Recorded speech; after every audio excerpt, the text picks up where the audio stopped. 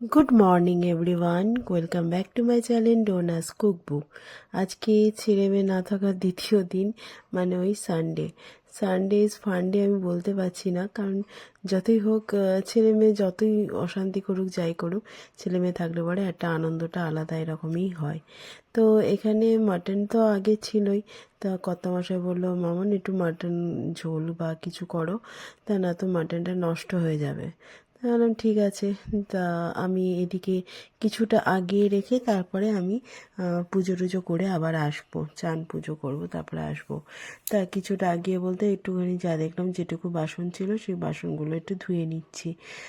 তাই ধুচ্ছি আর ভাবছি যে এই ছেলেমেয়ে থাকলে আমিও চেঁচাই, ওরাও চিৎকার করে, আমিও অতিষ্ঠ হয়ে যাই, ওরাও অতিষ্ঠ হয়ে যায়।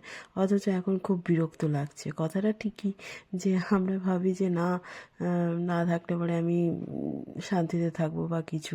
বিশ্বাস করুন 1 ঘন্টার পর থেকেই মনটা খারাপ করতে লেগেছিল। জানি না এটা সবারই হয় কি না। তা যাই হোক, ভালো আছে যেটুকু শুনতে পাচ্ছি, যেটুকু ওদের দেখতে পাচ্ছি, ভালো আছে, ভালো সেটাই থাকুক। আর একটুখানি যাই হোক যে একটু পড়াশোনাও করছে, এটা একটু মনের শান্তি। তা আমার এদিকে টুকটুক করে কাজ হয়ে গেল। বাসনটাকে ওইটুকুই বাসন ছিল, বাসনটা মেজে ধুয়ে তুলে রেখে দিলাম। তারপরে আলুটা কেটে জল দিয়ে ভিজিয়ে রেখে দেবো। তারপরে পেঁপেও কেটে রেখে দিয়েছিলাম, কারণ আলু পেঁপে দিয়ে কষা কষা করে মাংস করবো ভেবেছিলাম। আর বাবা এত সবজি এনে দিয়েছিল না, একটু ঠান্ডা লেগেছে, আর কিছুই না। তো যাই হোক, এই চাল টালগুলো ধুয়ে একবারে রান্নাঘরে অর্ধেক কাজ করে তারপরে গিয়ে আবার পুজো করে, চান করে পুজো করে তারপর আবার আসবো। তো যাই হোক, এই অবস্থাতেই রান্নাঘরটাকে ফেলে আমি চলে যাচ্ছি। পুজো করে এসে তারপরে তাড়াতাড়ি করে তেলটা গরম করে আগে তেজপাতা, চিনি, তার মধ্যে একটু পেঁয়াজ কুচি, যেটা পেঁয়াজ আর আদা, টমেটো, রসুন, শুকনো লঙ্কা বেটে আমি যেটা মশলা মাখিয়ে রেখে দিয়েছিলাম মাটনে, সেটা আলাদা আর এটা আলাদা পেঁয়াজ। তা যাই হোক এইগুলো, আর আমি একটু বেশি যাই হোক বলি, কিছু মনে করবেন না। মাংসগুলো মাটনটা ম্যারিনেট করে অনেকক্ষণ আগে রেখে দিয়েছিলাম। তো এখন তেলে জাস্ট বসিয়ে দিলাম, আর ওদিকে ভাতও বসিয়ে দিলাম। দুজনে আছি তাই না। তো এবার ঘর পরিষ্কার করবো। পুজো হয়ে গেছে, চান হয়ে গেছে, 12টা বাজতে চলো। ভাত আর মাটন বসিয়ে দিয়েছি, ব্যাস আর কোনো চিন্তা নাই। মাটন এবার হতে থাকুক, তারপরে মাঝে মাঝে একটু নাড়িয়ে দেবো আর কড়াই করবো। পেঁপে দিয়ে দিয়েছি, সেদ্ধ হয়ে যাবে। তো চলুন এবার ঘরটা মুছে নিই, তাহলে অল কাজটা। ও কাপড় জামা মেলবো, যে এই কাপড় জামাগুলো মেলে নিই।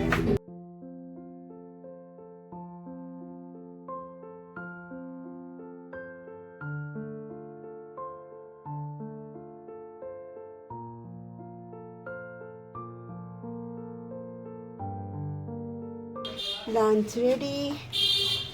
কষা কষা মাংস, মাটন একদম কষা কষা করেছি, ঝোল দিইনি। আর এখানে আছে শাক, পালং শাক আর ভাত, ব্যাস আর কিচ্ছু করিনি। শাকটা আগের দিনে করা ছিল, তার জন্য শাক আর ভাত।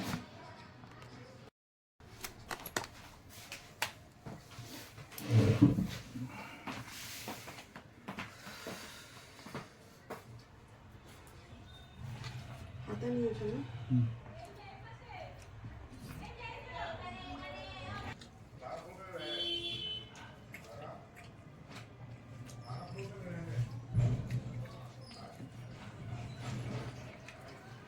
জলটা শুকিয়ে গিয়ে গভীর কাজ করেছে। ভালো।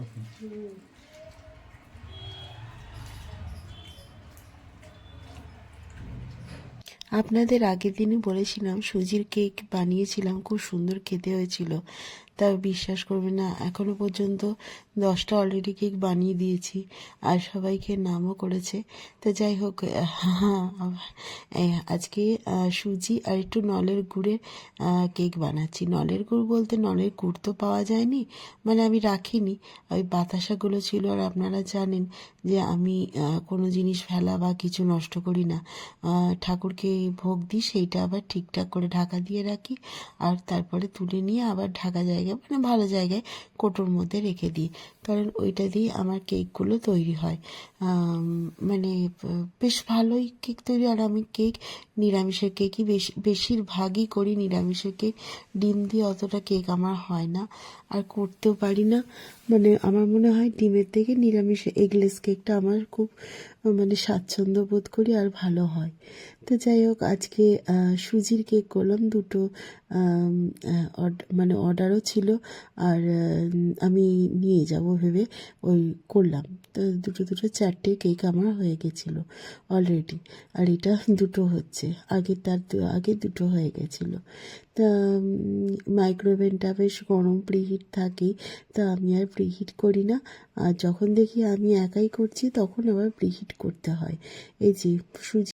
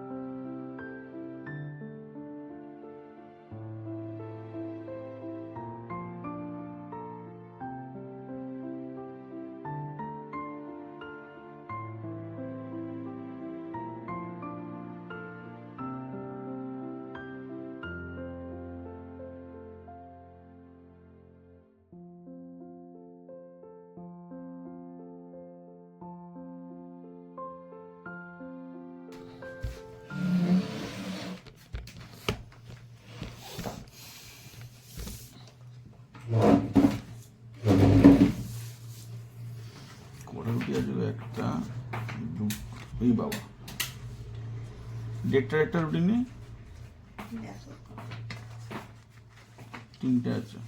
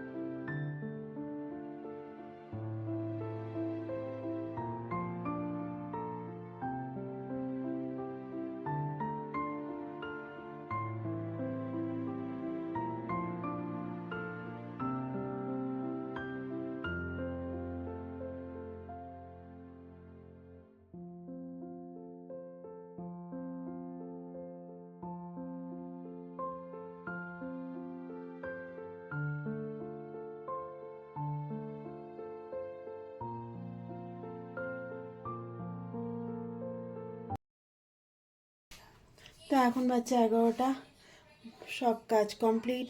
গ্যাস পরিষ্কার হয়ে গেছে, তারপরে সিঙ্ক পরিষ্কার হয়ে গেছে, সব পরিষ্কার হয়ে গেছে। আগে ছেলে মেয়ে থাকাতে 2-3 বার করে বাসন মাজতে হতো, এখন তো কিছু খাওয়া দাওয়া সেরকম হচ্ছে না, বাইরেও যাচ্ছি না। প্রতিবারই ভাবছি, আজকে বলেছিলাম যে কিছু একটু পিৎজা অর্ডার করে খেয়ে নেব, দিয়ে পিৎজা অর্ডার করতে গিয়েও পিৎজাটা অর্ডার করতে পারলাম না। শুধু মনে হচ্ছে না, আমার ছেলের মেয়েটা তো খেতে ভালোবাসতো। আসো হচ্ছে, ওরা আসুক তারপরে একসঙ্গে অর্ডার করব, এই হয়। অথচ ওরা আজকে দেখুন খাদ্যমালায় গিয়ে বেশ আনন্দ করেছে, ভালো লাগলো শুনে, কিন্তু আমি করতে পারি না, একেই বোধহয় মা বলে।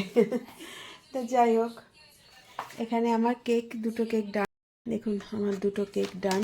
সন্ধ্যেবেলায় যেটা করলাম, নলের গুড়ের সুজি কেক। নলের গুড়ের বাতাসা দেখলেন তো, ওই গুড়ের বাতাসা দিয়েই করলাম। নলের গুড়টা পাইনি, গুড়ের বাতাসা দিয়ে করেছি।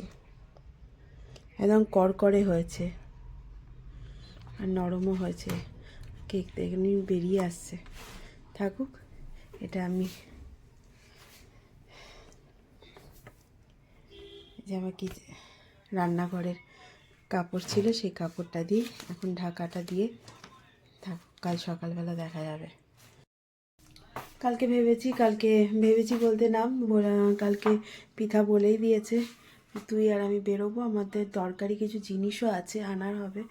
তো ভাবছি কালকে একটু বাইরে খেয়ে নেবো, কারণ কর্তামশাই থাকবে না। হ্যাঁ হ্যাঁ, দিদি জানাবো এসছে, তো দিদি বললো যে আমরা আজকের রাতটা এ ঘরে শুই, তারপর কাল থেকে তো ও ঘরে চলে যাবো না। ঠিক আছে, যেটা তোমাদের ইচ্ছা। তো এখন ছেলে মেয়ে নেই, ঘরটা পুরো ফাঁকা ফাঁকা লাগছে। তো দিদি সমানে বলছিল ভাল লাগছে না, ভাল লাগছে না। তুমি কি বলছো? আমাদেরই ভাল লাগছে না। শনিবার দিন গেছে, তার 1 ঘন্টার পর থেকে আমার বিরক্ত লাগছে। মেয়েটা সবসময় একটু ঘেঁচা ঘেঁচা থাকতো, তো মা কী করছো, মা এই করছো। তা ভেবেছিলাম কালকে সকালবেলায় বাসনটা মাজবো, দাদা গেলাম কালকে সকালবেলায় ওই এঁটু কাটা নিয়ে থাকতে থাকতে 10টা এমনি বেজে যাবে।